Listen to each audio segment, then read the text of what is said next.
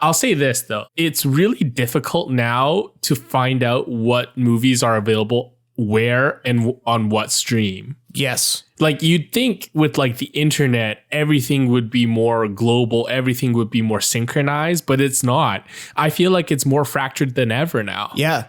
I thought Wonder Woman would be available for VOD through like Crave because they have the partnership with HBO. And then I thought, okay, maybe not. Well, then if you go on Google Play, it's not there either. You actually have to go to Cineplex in Canada. And it is probably one of the last places I would look just because I'm not used to dealing with the Cineplex app, which, by the way, isn't available on all like systems. So like, of course. Yeah, that's what stopped me from I had to rent Wonder Woman on YouTube, I think, as a $30 rental, like UHD rental, because the Cineplex store wasn't available on Xbox, and that happened to be the device that my family has at home where I was for over the holidays. Yeah, I mean, it's just right now with the status of film releasing, and I guess we'll touch on this a little bit when we talk about Wonder Woman, but it is so fractured, so fragmented, and you never know. You have to like become a detective to figure out how you're going to actually watch something, even though you're willing and able to pay for it. It's a little bit wild. Right. So on that note, let's skip to the intro.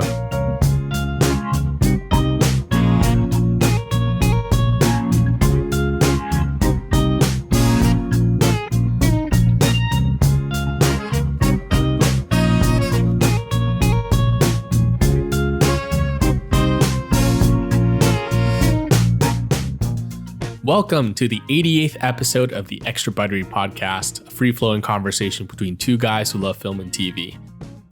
I'm your host, Jason Chen, and I'm joined by my co-host, Robert Snow. In this episode, we wrap up all the December holiday releases, including The Mandalorian, Ma Rainey's Black Bottom, The Midnight Sky, Soul, and Wonder Woman. So we have a lot to get through, Rob. First of all, let's start with The Mandalorian. So, I mean, long story short, the finale ticked me off to no end. Oh, yeah, I was in the same boat. I mean, normally I have a lot of tolerance for Star Wars in general. I've been an apologist for, certainly for The Rise of Skywalker. The Last Jedi is, at least with critics, it's there's less to apologize for, but I'm definitely on their side. But what they decided to do in the finale of The Mandalorian was more than I could take. It was the biggest cop-out in perhaps all of screenwriting Star Wars history. Yes. Like, you put all your characters in a corner, and once again, the solution is to bring back Luke or someone who uses the Force, who just pops out of nowhere at the most opportune time. Yeah, and not only that, but they decided to kind of... I'm reminded of Jeff Goldblum in Jurassic Park. Yeah, but your scientists were so preoccupied with whether or not they could, they didn't stop to think if they should. Are you talking about the CGI? Yes, I am, because it would be one thing if they brought back Luke and kept him kind of in the shadows, maybe kept his hood up. Right. Or, done something to kind of not to focus our attention on a digital performance, if that's what you want to call it, that is clearly not up to snuff. Because it doesn't look like motion capture because it's so bad. It actually looks like someone rendered Luke from an EA game and just put him in the TV series. Yeah. And then I was especially taken by the fact that there's this guy on YouTube who specializes in deepfake technology, and he uses it for pretty pure ends, basically just to, not the kind of like nefarious stuff that you might have heard of. But he basically takes footage from movies where, whether it's a story about an actor that might have played a role, like I've seen this. Tom Selleck in Indiana Jones, for example. Yeah. But he published a video about The Mandalorian, and he showed what his technology, powered by this particular software suite, could do using a reference base of thousands of images of the real life Mark Hamill, specifically when he was young and when he was performing Luke in 1983. And he actually did a side-by-side video. It was only like 2 minutes long, but it was incredibly convincing. The performance was so much better than what Lucasfilm turned out. And it boggles my mind. I mean, Lucasfilm has access to all of the money and all of the resources and all the crazy computer horsepower. I don't know how they botched it so bad. So this is kind of one of those things where, like, when a movie's budget is so big, it's just bound to be bad because they start incorporating every little thing that they can think of, Whereas in times like this, is like simple is better. You don't need to overthink it. I think there was at one point though, like the words coming out of his mouth don't match his lips.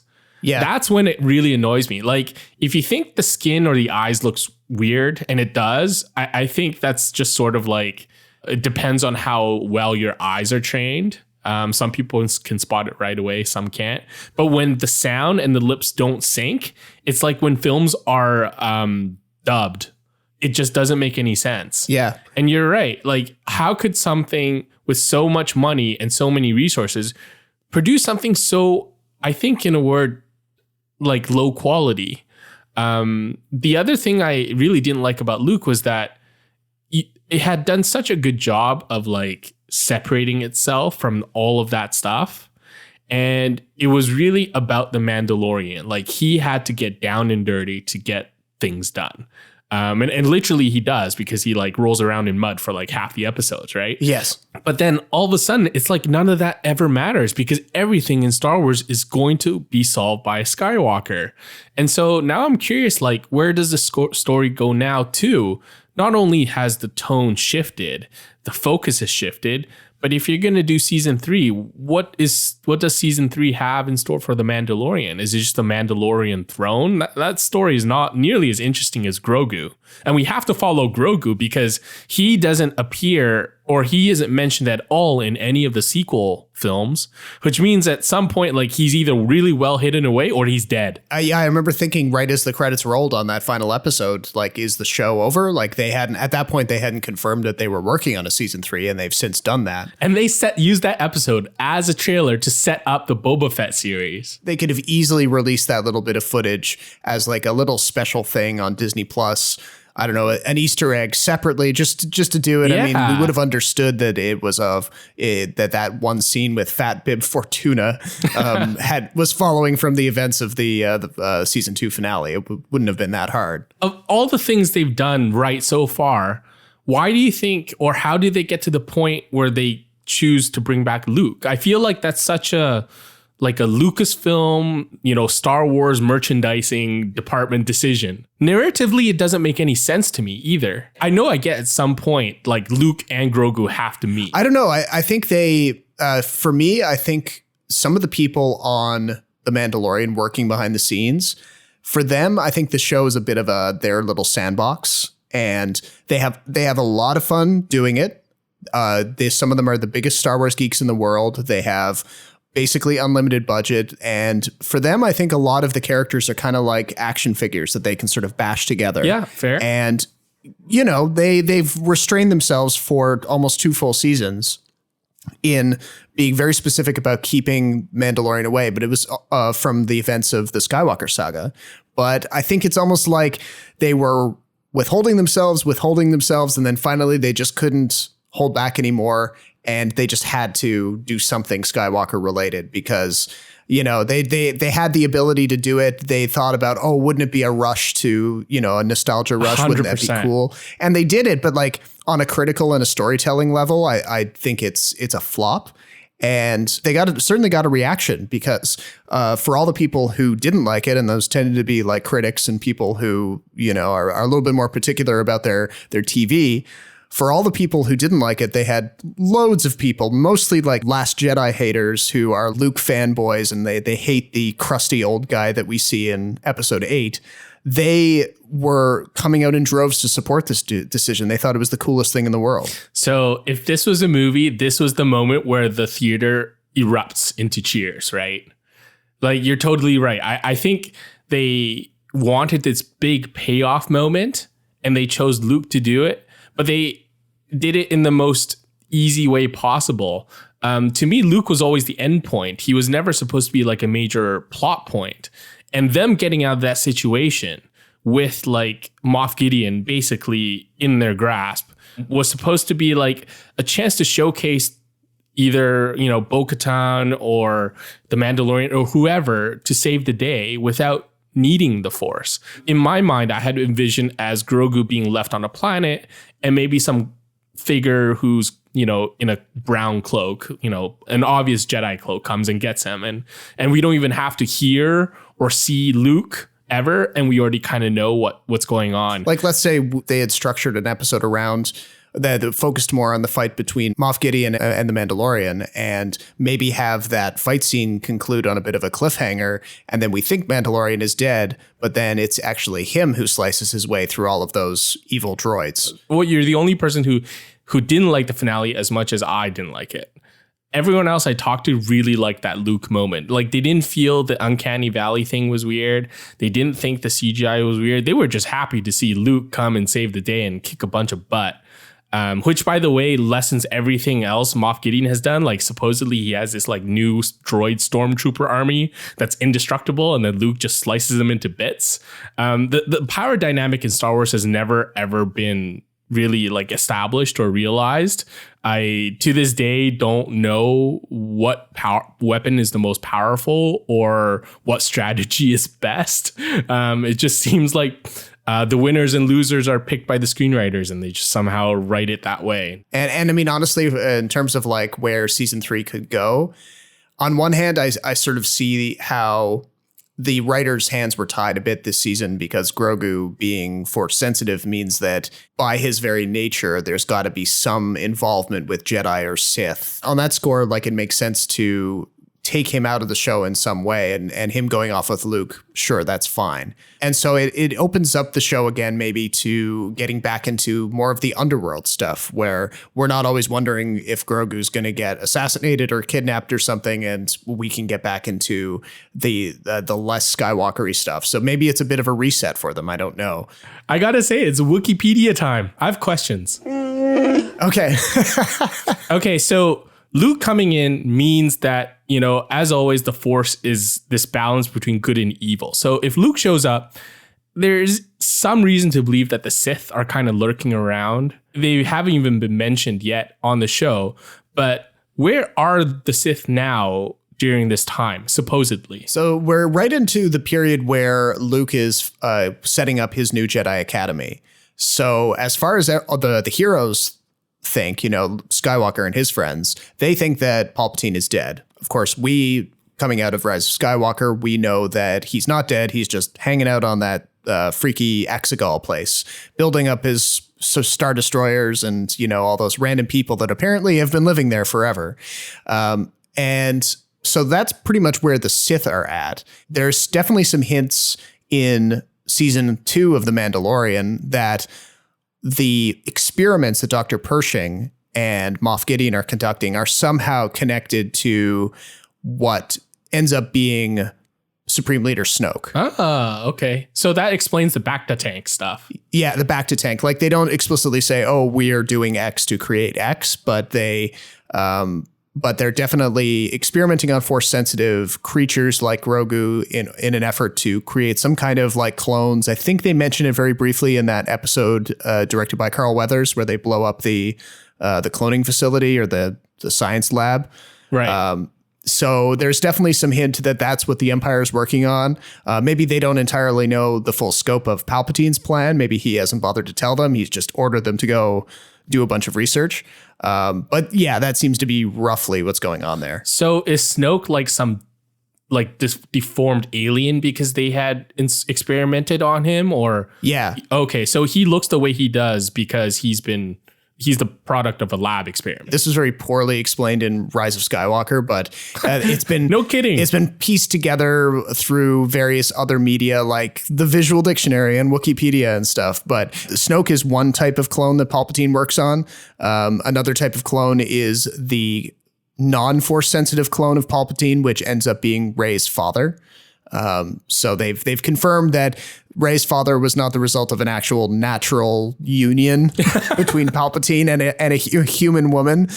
He was a clone of Palpatine that did not have any powers, and yet his daughter developed force-sensitive powers. What a convoluted like genealogy, DNA sort of like plot hole that they have there. So, okay, so that brings me to my other question is Moff Gideon force sensitive, like as in dark side sensitive? I don't think so. They've never shown us anything that would suggest that. Okay, but he can wield a dark saber, a lightsaber sort of weapon, right? Yeah, like as well as you could without force powers, because the history without the history of the Darksaber is that it was created by a Mandalorian Jedi. You're right. So it would have been created for that person, and they would have been able to wield it to the height of its abilities, basically. And ever since then, the Darksaber's been passed down to non-force sensitive Mandalorians who maybe they can't pull off cool flips and kicks and force pushes while they're using the Darksaber, but they can still, if they're handy with a blade of non-laser type, they could probably manage the Darksaber in a fight. Okay, so that brings me to my next question. How strong exactly is Beskar steel? It can block lasers and it can block lightsabers. This is the most powerful thing ever. Screw the lightsaber, just get Beskar steel, Jedi. Yeah. Well, except we see the limits of Beskar in that final episode where the Mandalorian is using his Beskar spear against Moff Gideon's Darksaber, and as we see the Darksaber make extended contact with the spear, right, it gets red. It gets red and hot. So that's kind of implies that if they were locked in a duel for too long, or if the contact was there for too long, that eventually the Beskar would lose. That's true, because Qui-Gon Jinn in episode 1 melts a blast door with his lightsaber. Yeah, but we see how long it takes him to get through. So, that kind of gives us a sense of what we're dealing with there. So, yeah, the Mandalorian can fend off Moff Gideon for extended periods of time as long as they don't get stuck in one move for too long. Right. Okay, so my last question is, has there ever been, we know that Luke sets up a new Jedi Order on that planet. I can't remember the name. So has Grogu ever been mentioned in any other media other than The Mandalorian? No, this is his first time appearance, and now it's up to all of the lovely people at Lucasfilm to try to fill in all the gaps, and they have to decide, does Grogu actually make it back to that Jedi Academy? Was he there for however many decades lead up until Ben Solo, who becomes Kylo Ren? Was Grogu there when Kylo Ren storms the new temple and kills all of the Jedi? Does he kill Grogu, do you think? Well, yeah, that's the big question, isn't it? Yeah. Is that what you think it is? How do you think Grogu dies? Maybe he has ulcers. Maybe he has ulcers. All those macarons he's eating. Not a balanced diet. That kid puts anything in his mouth, man. Yeah, I don't know. I mean, all we know about Yoda species is that they kind of have this weird ramp up to being fully mature. So apparently Grogu will be baby-like up until he gets to be about 100. And then suddenly he'll be old enough to be an adult. I guess he'll be in the equivalent of Yoda species when they're in their 20s. So could you imagine going to sleep one night next to a kid and then waking up the next day? It's like an 80-year-old dude.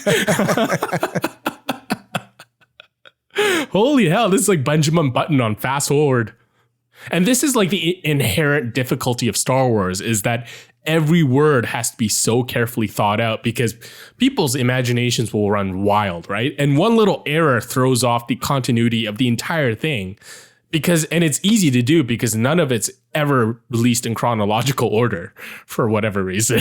Then you're relying on all these other publications like the comic books and the novels and the visual dictionary of all things, where they've kind of gone through and they've sketched in all those details, which admittedly frustrates a lot of people because I think, a lot of fans out there would just prefer it to be worked in a more organic way into the scripts of the shows and movies. True. All right, that ends our Wookiepedia segment.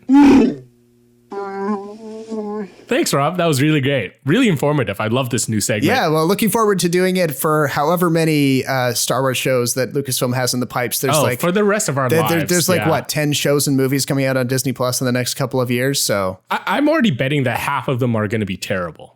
Yeah, I don't have my hopes up. I think a few of them are just but we'll get to those when we get to those. Do we want to hop over into while we're sort of fired up about angry stuff? Do you want to get into Wonder Woman 1984? I've never been one for rules. The answer is always more.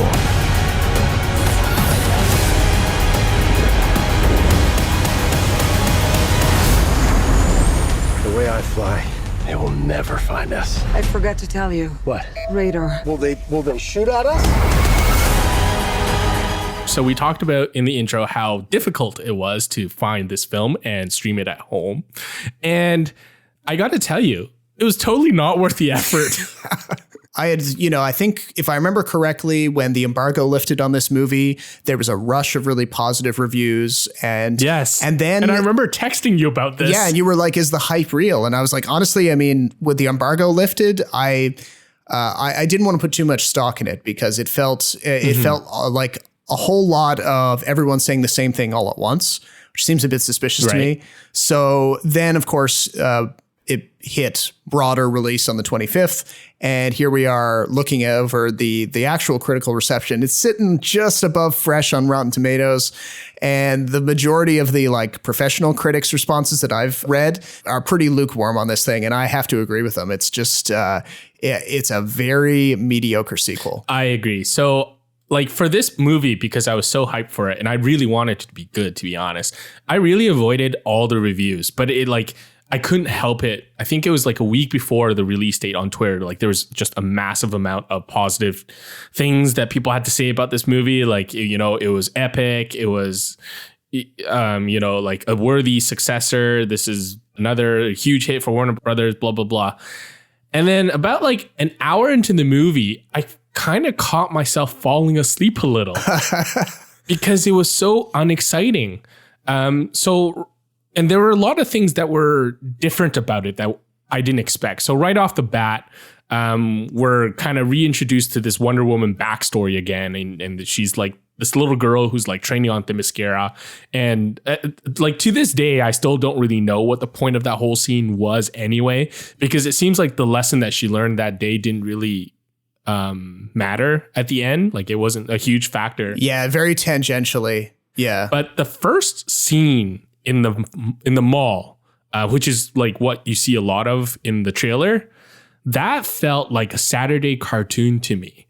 In the previous Wonder Woman, like the action was pretty serious. It was pretty real. There were tanks, there were people dying. It was the war. It was awful.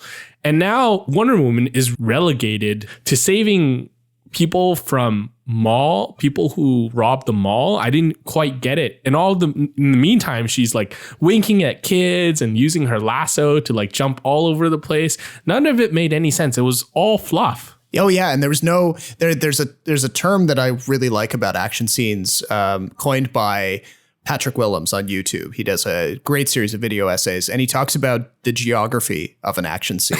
Yeah. That's how you kind of orient yourself in the space where an action scene is taking place, whether it's a car chase or in this case, a big fight in a mall.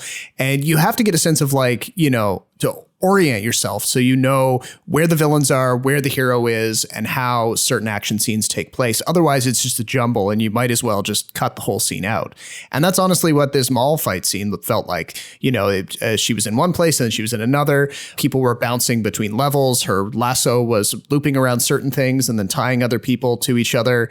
And it just felt like, just a lot of dazzle and wow without any real weight to it. And she was, winking at kids, smiling at the camera. It felt very comical. It lacked the realism of the first film. But then in terms of realism, they tried to tie it with like historical figures in 1984. So you saw Reagan. Although we're supposed to believe that that's loosely inspired by Reagan. It's not supposed to be Reagan himself. Yeah, but I mean, come on. Patty Jenkins claimed that she deliberately tried to make him not look like Reagan, but I don't know. The similarities both in his voice and... That's so stupid. Why not just make a fictional president? And what bugged me most is that Wonder Woman never actually talks to the president. Yeah. And if you think about, the Cold War setting that they're in, why 1984? It doesn't make any sense. They don't even play 80s music for the entire film.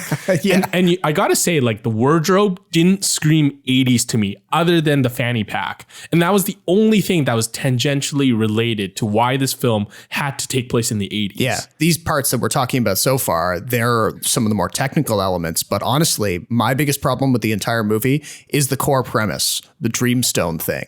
So when we... That's a slippery slope. When we pick up the action, the reason why she's in the mall is she's sort of sniffing out this illegal antiquities trading business that's operating behind a jewelry store. And wait, she's not sniffing it out. That was a coincidence. Oh, yeah, true. Okay, so even worse. Yeah, so right off the bat, it was like a coincidental thing that this plot gets moving. Yes. Yeah, but anyway, there's some antiquities from that illegal business that get brought back to the Smithsonian, where Diana, Wonder Woman, works alongside Barbara Minerva, who's played by Kristen Wiig. And one of these pieces is this mysterious stone that has some sort of inscription on it. And both Barbara and Diana have a hard time deciphering what it means, and they're not entirely sure. But what's very obvious is that the stone is of extreme importance to this one Maxwell Lord, played by Pedro Pascal, who's this seemingly wealthy investor in the museum, businessman. His commercials are all over the TV talking about opportunities to invest in oil extraction. And what becomes obvious is that this stone was created by a god from the Greek pantheon who's never really expressly named or really introduced to us, but he's kind of described as being kind of like Loki from Marvel. He's a trickster god, and he's created this stone that allows you to make a wish on it, but it will take something that's very precious to you in exchange. And this sets off this kind of domino effect of wishes being granted and Maxwell Lord transforming into the Dreamstone himself, so people can make wishes on him so that he can take their power and health from them. That exchange never made sense to me, by the way. Getting back to like how this hurts the movie is that the script loses track of who has been granted wishes, the logic of why anyone would ask for something in particular, what they would actually give away in return. And it builds and builds up until this point where we just have rioting in the streets, nuclear war being threatened. And finally, the entire thing is concluded not because of, and you pointed this out in your review quite well, not because of anything that Wonder Woman does, but just because Maxwell Lord decides that he's going to renounce his wish of his own accord. He sees that what he's doing is threatening his son, and so he just stops. Yeah. So what is that? You know, that basically erases the stakes of the entire movie. It's kind of fun to think about these things. So Max wishes that he is the stone, right? So he has the ability. What if his son touches him and says, "I'd like to have a happy family"? What happens to Max's wishes then? Like there's always these like logical incongruities when you do these type of things. Yeah. And I felt like for the screenwriters, it might have been a choice to make the scope bigger, because if you remember back in the sequel, it was about World War I, right? Which was like the dominant event of that era, of that age. 1984 is set in the middle of the Cold War. And like I said before, it's not exactly like a huge pivotal moment in that year. Right. And even if it was, they completely ignored that big historical event where Reagan jokes about bombing Russia. And if you're going to tie in like quote unquote fictional Reagan, which we know he's not, why don't you just tie that in and make it even more realistic? So yeah, it's also never really understood why Wonder Woman involves herself in this, other than the fact that she herself needs to right a wrong that she did. And never once does she contemplate like all the moral ramifications of what she's doing. The entire time she spent with Steve Trevor is basically time that she could have spent trying to track down this mystical artifact that's gone missing. Yeah. And at the same time too, remember when she's tracked down Maxwell Lord on the convoy on the highway? That action sequence is one of those Hollywood action sequences where the stakes are raised for the dumbest reasons. And that includes random kids playing in the middle of the street, playing soccer in the middle of the street on a highway in the middle of a desert. That doesn't make any sense at all. You're artificially raising the stakes when really they're pretty low already, because at that point, and I think it was like, I looked at the timestamp. It was about like an hour or 90 minutes into the movie. That's how long it takes Patty Jenkins to set everything up and have the first real conflict take place. Yeah. And even then it's sort of prompted by a bit of a contrivance anyway, because that chase is set up by Diana and Steve driving up alongside the convoy in their Jeep. And then her seeing Max like by coincidence. She sees Max sees her. But at this point, Max doesn't know that she's Wonder Woman. Max has no reason to think that she poses a threat to him, but yet he immediately orders that they force Diana and Steve off the road. So it's completely brought about for the purposes of plot. And there's absolutely no logic going into it. When getting back to the wishing thing for a second, when the son, Maxwell Lord's son, is making various wishes. I think he makes at least 2 wishes for Maxwell to be happy, but then later on for Maxwell to join the son back in Washington while Maxwell is busy with his world domination plot. And unlike all the other wishes that we'd seen up until that point, neither of them happen immediately. You know, we've seen how the wishes are supposed to take place instantaneously. So the movie, the script plays very fast and loose with how the wishing works. And the last part that got me too is the fact that everyone renounced their wish. Yeah. How is that possible? That makes 0 sense whatsoever. Yeah, and it implies that all of the wishing is bad and that everything that anybody wished for when they were informed that they had this magical wishing power was a bad thing and that they would want to renounce it. The only examples of wishes that we see are like a woman wishing that all Irish people will leave and then the Irish guy wishing back that woman will die. And it's like, it's always wishes that are the most negative, right? What if some kid wishes that for world peace? Yes. What happens then? Are they going to renounce that wish? Should they renounce that wish? Anyway. There's so many holes in this movie. I could go on forever about how horrible this. Yeah, you could do a whole episode on it. I mean, suffice it to say that, and for anybody who's out there who takes a much more kind of forgiving view of superhero movies, where you might say, oh, it's just based on a comic book. It's supposed to be light and airy and superhero-y, and you're not supposed to think about it too much. The challenge that I put to that is this story is basically balancing on the precipice of nuclear war. Until Maxwell Lord decides to renounce his wish, they're basically implying that both the USSR and the US are about to completely annihilate each other with nuclear weapons. So I don't know how Wonder Woman is helpless. Yeah, and I don't know how you're supposed to not take that. If you're not taking that part of the story seriously, then why can't you take all of these logical problems seriously? I really can't think of a superhero film where the ending doesn't involve the superhero doing something big in scope, rather than just tying a lasso to Maxwell's leg and pleading for everyone to save the world for you. That to me is the most unsuperhero-like move I could think of. Yeah. It's like she's helpless. And for most of the movie, she does seem that way because she also seems very codependent on Steve Trevor. A love story that never made much sense to me, by the way. But again, I think his inclusion is one of those things where, like The Mandalorian, people wanted Chris Pine to come back. Who cares about the narrative? We need to have this guy back because he can put butts in the seats and eyeballs on screens. Yeah. The one redeeming part of this movie is, I think, the villain. I don't think the villain was written particularly well, but Kristen Wiig is a very compelling villain.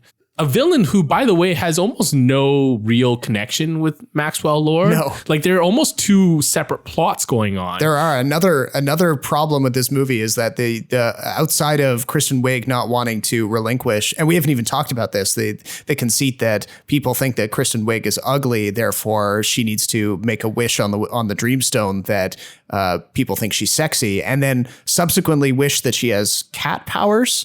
I mean, Apex Predator. Excuse me. She wishes that she had all of Diana's popularity and good looks, but she doesn't know that Diana is Wonder Woman. So why would the Dreamstone also grant her mysterious superpowers? I don't know. Okay, well, actually, that part makes sense because there was one line where Kristen Wiig says, "I didn't expect to have these things when I wish to be you." So that was the way I took it. That was a reference to her superpower. What I don't get, and I agree with you on this, is why she has to look like a cheetah. Yeah.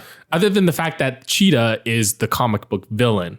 But at the same time, Cheetah kind of goes out like a punk. Yeah.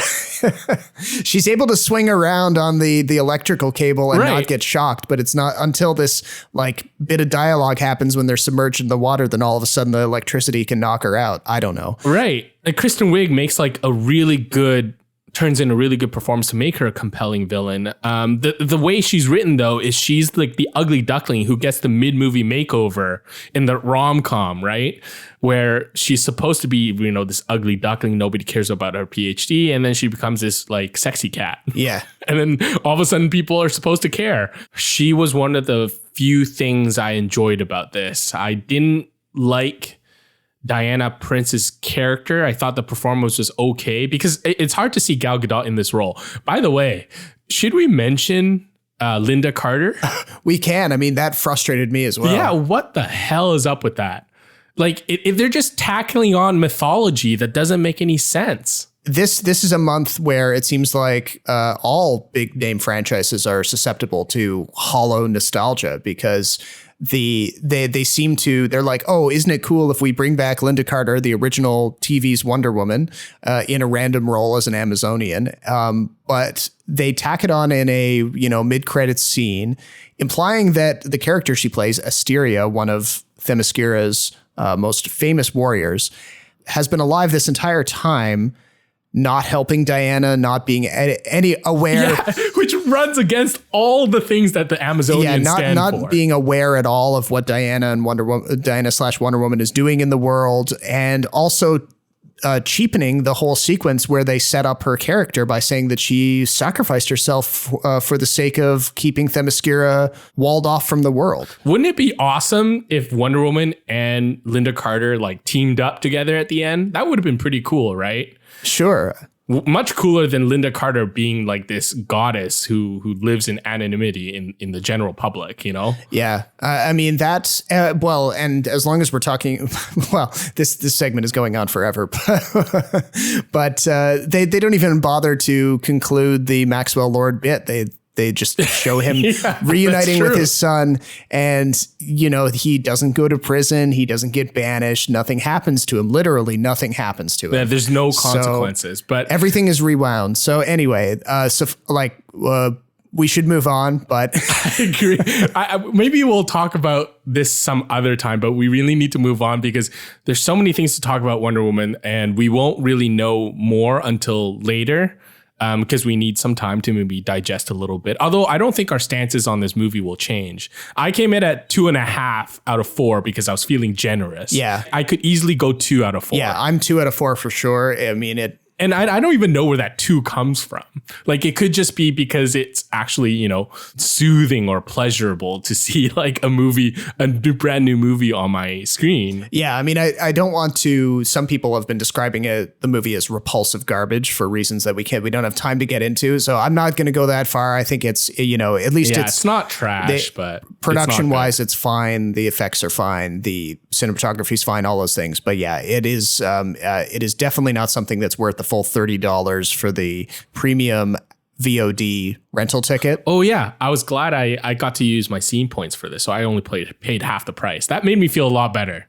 So let's keep the hate train going here, because let's talk about another streamer, The Midnight Sky. That's ether. It's a spaceship that we hoped would be our future. I have to warn them about the conditions on Earth. I don't know all the details. It started with a mistake. We'll keep this one short because we want to move on to something we actually liked. Well, there's really nothing to talk about in this film. Yeah, that's the problem with it. It is a movie that I had hoped for a number of months would be actually quite good. It ticked a lot of boxes for me. This is a movie directed by George Clooney. It's a sci-fi premise, direct to Netflix, with a bit of a global catastrophe / global pandemic kind of angle to it. So very timely in that sense. But honestly, it just feels like 2 very different movies crammed together. Yes. And each individual movie needed to be like an hour and a half long in order to even hope to develop its characters. George Clooney is incapable of making an interesting movie. I still hold that he has made a couple of good movies, but he is definitely, he's not one of the better actors turned directors by any means. His films never seem to induce any drama.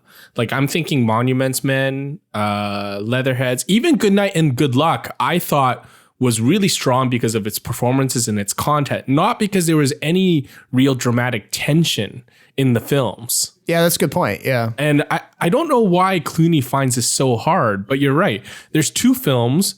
There's two clearly interesting conflicts, as, you know, cliched as they are. But I don't understand why he needed to include both. George Clooney plays Augustine Lofthouse, who is a astrophysicist, and through a couple of flashbacks, we see that he has been working for a long time to discover an exoplanet where humanity can flee to because Earth is falling apart, it's dying, humanity needs to move elsewhere. So in those flashbacks, we see that he was instrumental in discovering that there's this planet, a moon orbiting Jupiter that somehow we didn't know about that is hospitable to life. In the non-flashback portions of the movie, the bulk of the movie, the two stories that we follow are George Clooney's character, who has been diagnosed with a terminal illness. He's planning to live out his last days on this scientific station up above the Arctic Circle. And he watches as this environmental catastrophe, which is never really fully described. All we know is that it's wiping out huge portions of life on Earth, and that the only hospitable parts of Earth left are going to be bunkers underground. And he's planning to just sort of see this out. He's been diagnosed with an illness, so he doesn't plan to live much longer. But then he comes across what he believes is a child that's been left behind by the last humans to live with him at the station. Just as he begins to get to know this girl, he discovers that there's one active space mission that is coming back from the moon that he discovered orbiting Jupiter. And he feels like it's his mission to inform these astronauts that they're coming back to a ruined planet and that they should do something else. They should turn around, go back to the colony where they are coming from. So that sets up the main kind of action of the story. And we're always shifting back and forth between space and George Clooney. And that's kind of all that happens. They make radio contact. A few things conspire to separate that radio contact for a few chunks of the movie, but then he accomplishes his goal. Woohoo. Yeah, there's there's the space sort of sci-fi thriller where, you know, humanity has to find a new planet to inhabit before everyone dies. There's that story. And then there's that other story in the Arctic or wherever he is, where it's a survival movie, where he has to move from one outpost to another with limited supplies, you know, failing health, blah, blah, blah, blah, blah. Now, what gets me, though, is that there's a twist. And I don't care if I spoil this or not. There's a little girl who shows up in the outpost where George Clooney is, even though it's supposedly abandoned. And so the story is that this little girl is a hallucination because it's revealed that this little girl, who is his daughter, had grown up into and become like a NASA pilot, I think it was. Yeah, or she's a scientist on the mission that's coming back to Earth. Right. But because Clooney and his fictional wife had an estranged relationship, he was kind of like this absentee, you know, like space obsessed dad. They don't really connect, and we, the audience, are supposed to connect. Now, there's nothing wrong with this. I think this is a cheap way to drum up drama, to be honest. But at the same time, prior to that event, we never got the hint that George Clooney was A, unhinged, or B, hallucinating. Like, it just pops out of nowhere that this emotional, dramatic bomb just gets dropped on you. And instead of going, aw, you're kind of going, huh? It's an easy out, basically, for the story. And right. Exactly. Can you believe this movie cost $100 million to make? Yeah, I mean, you can see it in some of the shots of the ship moving through space. And they shot on the same super high-tech stage that they use for the Mandalorian called the Volume. So Clooney tells him that, okay, well, you guys shouldn't come back because Earth is gone. Everyone's deserted. Everyone's gone away. But these two pilots insist on going home because they had made a promise to their families, right? That, to me, was probably the most interesting part of the film. It's just too bad we never really get to understand the people on that spaceship. And also the people on the ground. Like, if you think about The Martian with that Matt Damon movie, they did such a good job of fleshing out the characters in the spaceship and him on the ground, and then the characters in Houston. The Midnight Sky doesn't do any of this stuff. You only get piecemeal, snippets of what people are like, but they're never really fleshed out. I have no idea where the time goes in this film, to be honest, because it does seem like it doesn't accomplish a lot of anything. Yeah, honestly, it should have been, they should have gotten rid of most of the survival stuff of him trying to move from one station to the other. While undergoing dialysis? Yes, I agree. That made no sense. There was a few interesting details in there, but nothing that really supported devoting such a huge chunk of runtime to that. And honestly, the movie should have just chosen whether its lead is Clooney or Felicity Jones as Iris. They should have either kept the astronauts on board the spaceship, the mysterious figures who Clooney is trying to reach out to, so that we have more time to empathize with him and maybe deal with his, whatever hangups were preventing him from connecting with his wife in the flashback scenes. And so that way, when he does finally establish contact with the astronauts, they're sort of mysterious and we're sort of wondering exactly what's going to happen there. Or the movie should have been entirely about the astronauts and Clooney is the mysterious figure, right, who they're trying to establish contact with. Because when you're giving them both equal weight, they kind of already know everything about each other by the time that one radio connection is made. And once the radio connection is made, not like, their plans don't really change all that much outside of them deciding, a few of us are going to return to Earth and a few of us are going to loop back to the colony that we came from. I think jumping on that point too is that you never get the sense that there's imminent danger or conflict or villain. Despite the fact that they nearly wreck the ship a couple of times. But yeah, it doesn't feel super dangerous because you kind of know that by that point, radio contact hasn't happened. And that's kind of a necessity to the movie ending.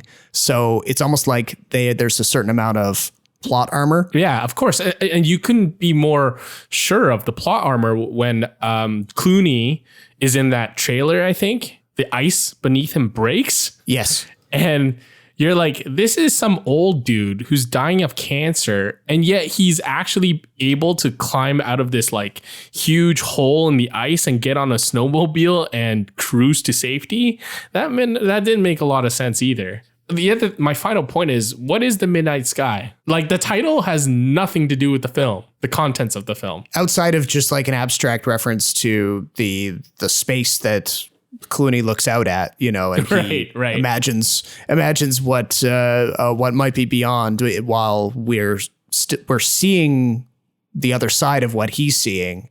But yeah, it doesn't really have much of a thematic weight to it. It doesn't connect back to the actions of the characters very much. And yeah, outside of the timeliness of the kind of ravaging of the globe with whatever catastrophe is happening, it doesn't really leave you with very much to cling to. Shall we move on to more anger then? Are we talking about Ma Rainey's Black Bottom? That's right. Okay. That movie is so full of anger. I don't even know if there's any pauses in between. I got my time coming to me. You don't know nothing about what kind of blood I got, what kind of heart I got beat here. Come on. Come on!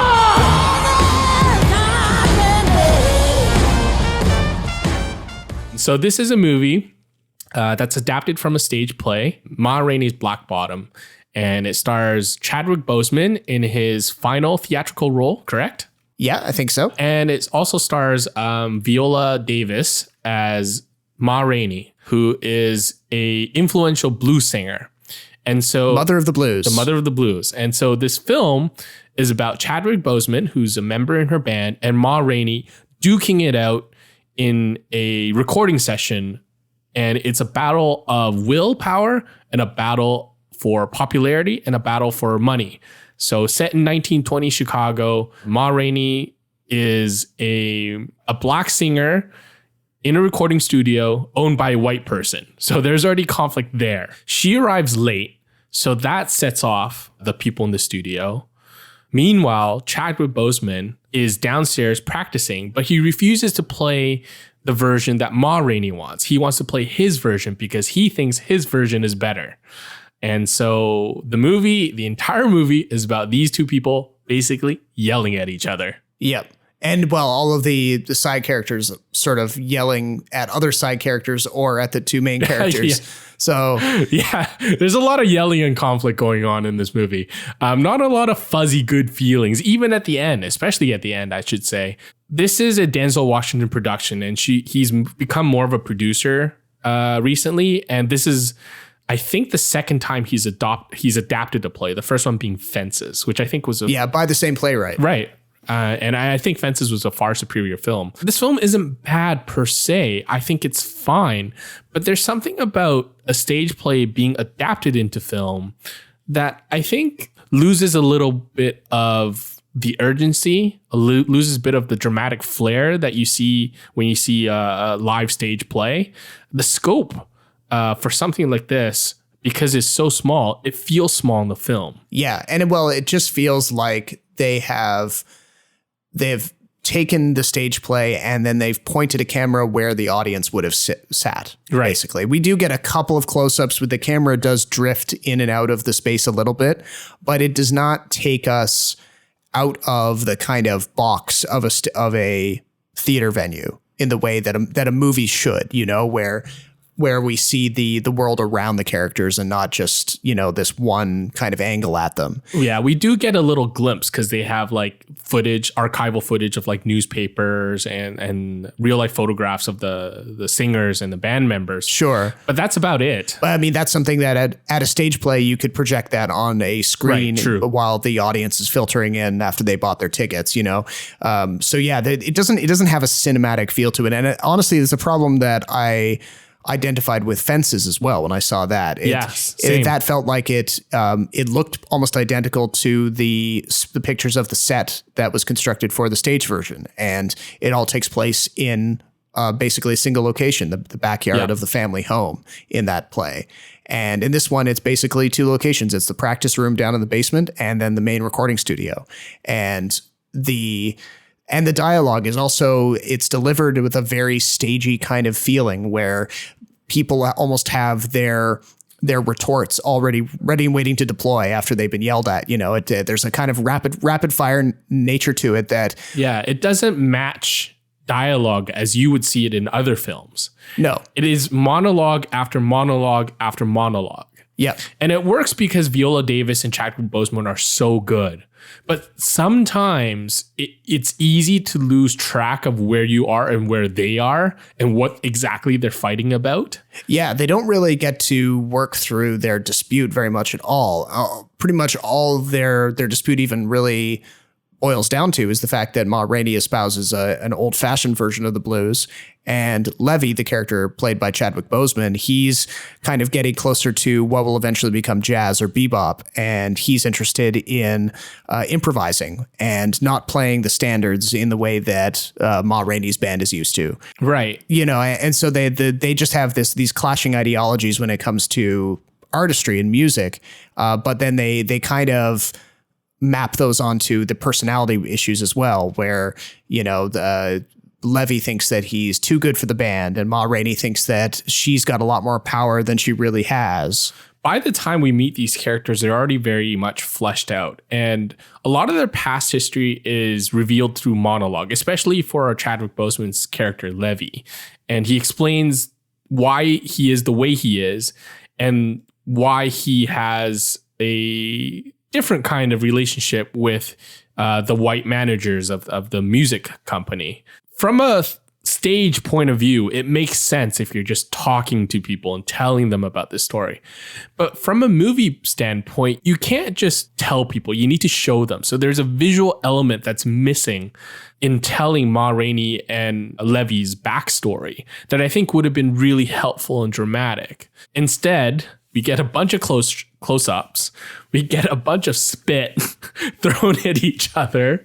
And this goes on for about 2 hours. Not even that, because the runtime is like 90 minutes. Oh, it feels long, right? You're right, 94 minutes. It just feels that long, though, because it takes so much time for people to explain themselves. I almost wish that this movie had a prequel, because I feel like the prequel would have had a lot more interesting things to say about how Ma Rainey and Levy got to where they are. The ending was totally unexpected. Were you familiar with the play before watching the movie? I wasn't, but I mean, so spoilers ahead if you haven't watched it, but essentially Levy gets turned down by everyone. He gets fired by Ma Rainey. The white producers at the studio decline to produce the music that he's written. And it just, to him, it feels like his entire life is over and, everyone's against him. So one of the other session musicians comes down and accidentally scuffs his brand new shoes.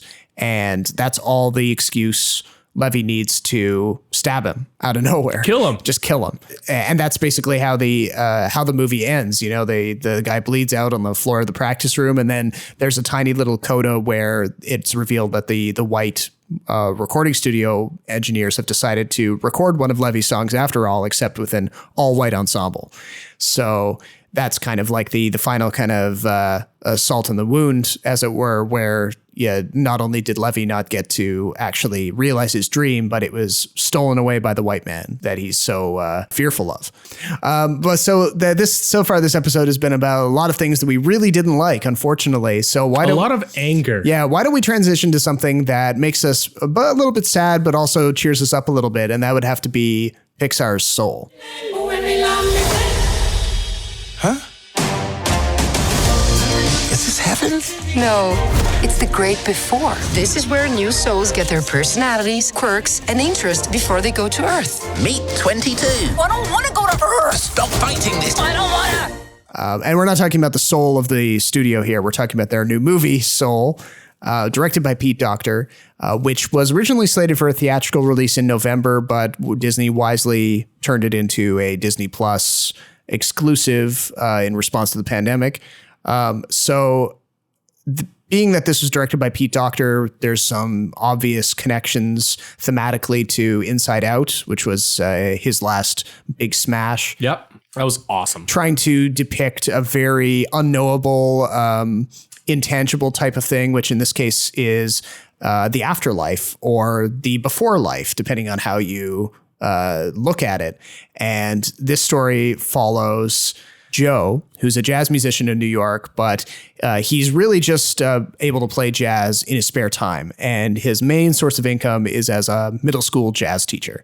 So the movie opens with him desperately trying to lead this group of not very excited young musicians. And they're kind of like honking and plinking their way through a performance. So we get the vibe that he's not super happy with his career and he would really like to make it big as a professional musician. And he finds out that he's got an opportunity at a big gig with a trendy jazz musician being offered to him by a former student. And just when he's all fired up and he thinks this is his big break, he has an accident and his soul gets taken into the great before, which is Pixar's idea, Pete Docter's idea of where souls go just before they die. And Joe is not happy with this. His soul decides that he's been cheated of his big break. So he teams up with an errant soul named 22, voiced by Tina Fey, to try to get back to his body. It's a pretty heavy premise if you think about it, because there's a lot of things going on, right? There's a real life world where Joe has to contend with the fact that this is his big break, but his mother strongly disapproves. Oh yeah. She wants him to take the middle school job more seriously because that's the job that, has employment benefits, health insurance, yada, yada, yada. The other part is this abstract world that Pete Docter created, which I think was my most favorite part of the movie. They're kind of these cubist 2D characters, and they're all named Jerry. Yeah. And they populate this world, and their job is to make sure that the souls are in order, that every soul is counted, that every new life born into the world is given a soul, and every person who dies in the world has their soul taken away and sent to, the great beyond? Yeah, they're not so specific as to call it heaven or anything like that. Right. But they call it the great beyond, I think. Yeah, exactly. So there's a little inside out there in which these abstract concepts are personified into these really wacky characters. Yeah. Where I think this kind of falls apart relative to Inside Out is that some of these abstract characters and what exactly Joe has to do to basically put his soul back into his own body again was never really clear. I always was a little confused as to what his relationship with 22 was and what exactly 22 did that allowed him to become Joe again. Did it ever confuse you at any point? Because I wasn't too confused about, the actual sequence of events, but the rules of the universe were a bit fuzzy. I'll grant you that. They talk a lot about before souls are able to enter Earth and, get born into an actual body, they need to have their personalities completed. And a lot of the traits are just kind of rather arbitrarily assigned to new souls. It's like playing The Sims, right? Yeah. And so like one of them is like, I'm a megalomaniac. And another one is like, I'm aloof. Right.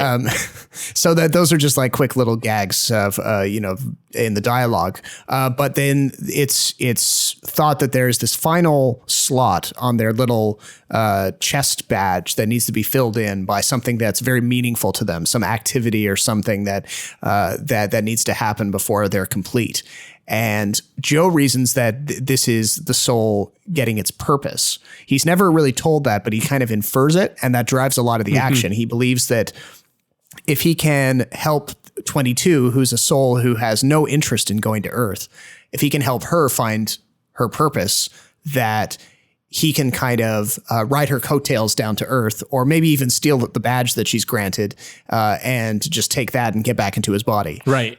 But wasn't like the big argument in the movie that your life is not defined by your purpose, but the purpose of your life is not defined by what you do? There's something along those lines, right? Yeah, because he assumes the whole time that his purpose is music, but it's kind of hinted that he's kind of misunderstanding his purpose a little bit, and that maybe his purpose is actually to be a teacher. Right. Even though he doesn't like the kind of boring, square reality of being a teacher in comparison with being a successful jazz musician, he is shown to have a pretty positive impact on the students in his class that are interested in music. And he's able to kind of motivate them and keep them interested in music. And the same thing kind of applies to 22, where he's able to kind of get back into his body, not so much by connecting with his love of music, but by teaching 22 about all of the nice things that can be found about being on Earth. Right. That was the part that got me. Like, what exactly did 22 learn from Joe that made her complete? Was it just a newfound appetite for life, or was it actually eating pizza? It's suggested that pizza is the gateway to wanting to live on Earth. And I mean, there are definitely times I've had pizza and I've felt that way. So, but no, I think. But do you know what I mean though? Like, there's a little like confusion because there's another aspect or another POV from the movie where it's the activity that gives your life purpose. So for Joe, it's teaching, not playing. But then for 22, it's kept, I think, purposely vague. Like they don't specifically say if it's one thing or another. It's hinted that it might actually be music, and that Joe has it backwards. He kind of dismisses 22's interest in music as being something that she only acquired from hanging out with him. But it's suggested that she may actually have a stronger connection to music than he gives her credit for. So that may very well be what her purpose is and what allows her to go down to Earth finally. So this is why this ambiguity in this movie made me feel like this was a lesser movie than Inside Out, because the concepts and the general message of the film wasn't always clear. Actually, the one part I thought was hilarious on a kind of tangential note is the accountant. Oh yeah, Terry. But yeah, Terry. She's the only one of these kind of abstract line doodle characters who is a different name. And yeah, it's her job to keep track of the souls that are destined for the great beyond. And then, of course, when Joe goes missing and he doesn't follow the rules, she goes on this mission to put him back in line. And she's actually voiced by Rachel House, who some people may remember from Thor Ragnarok. She plays the head of security to Jeff Goldblum's Grandmaster. But the arena's mainframe for the obedience discs have been deactivated and the slaves have armed themselves. Oh, I don't like that word. Which mainframe? No. Why would I not like mainframe? No, the yes word. Yes word. Sorry, the prisoners with jobs have armed themselves. Okay, that's better. That's better. in a movie that doesn't have a out and out villain, she was the closest kind of character who's an opponent to what's going on. I was expecting her to be a villain, actually, because she was kind of like twiddling her fingers and kind of sniveling in the back. And she was this really stiff character that followed a clear set of rules and never strayed from it. And these are always like the villainous characters in Pixar films, right? Because these are the people with no imagination. Sure. That A has to be A and B has to be B. Yeah, she's not villainous in the sense of like wanting to get anything for herself. It's more she's very rule bound, and for her the kind of improvisation of a jazz musician like Joe is just kind of totally antithetical to her way of being. One of the talking points about this film too is that it doesn't feel like a kid's movie, which I 100% agree with. I think the concepts are too tough for a kid.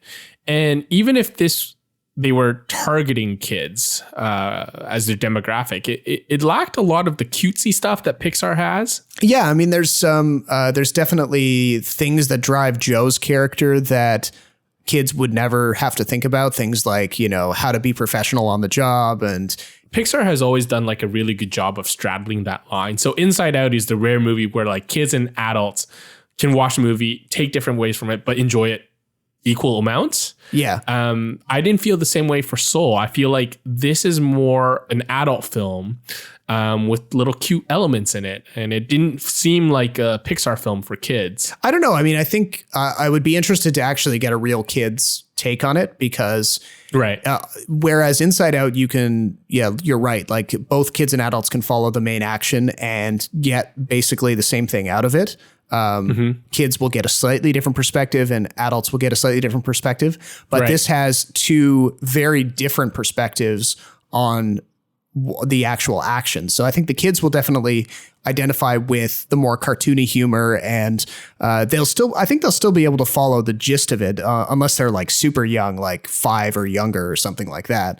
But then as the viewers get older, they'll kind of interact with it on different levels as they get older. So I think I see where you're coming from. Although I think if there's anything the movie struggles with, it's mostly just differentiating itself from what Inside Out did first, in that it's kind of putting a face on very abstract concepts. So it's basically doing a lot of the same things narratively that Inside Out did. So maybe the problem isn't so much with whether or not kids get it, but whether we've already seen it before. The Freaky Friday swap in this one made more sense than the one in Wonder Woman, for sure.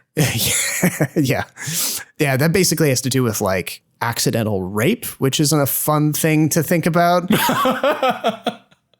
I mean, I didn't look at it that way. I just felt really bad for the guy whose soul was stuck in limbo. Yeah, I mean, either because he's like, where is he when Steve Trevor's in his body? Exactly. Like, does he wink out of existence, or is he kind of sort of aware that he's having sex with an Amazon? Because that would probably be a win for him, to be honest.